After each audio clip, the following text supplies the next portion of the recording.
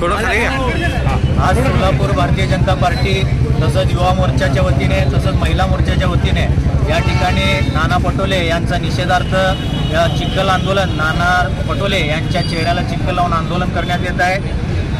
खरं पाहता आपण बघितलं तर नाना पटोले यांची जे मानसिक मनोवृत्ती आहे आणि जे काँग्रेस पक्षाचं मनोवृत्ती आहे, इंग्रज आपल्याला 75 वर्ष झालं सोडून गेलेत, पण लोकांना सर्वसामान्यांना गुलाम समजण्याची जे मानसिकता आहे काँग्रेस पक्षाचा, हे नाना पटोलेंनी सगळ्यांसमोर आणून ठेवलेलं आहे। सर्वसामान्यांसाठी अतिशय चुकीचं वागणूक त्यांनी देऊन या ठिकाणी काँग्रेसमध्ये काय पद्धतीचे नेते वावरत आहेत हे त्यांनी सर्वांसमोर आणून ठेवलेले आहे आणि हे सर्वसामान्यांना जे गुलाम समजतात अशा लोकांचं भारतीय जनता पार्टी युवा मोर्चाच्या वतीने आम्ही तीव्र निषेध करतो।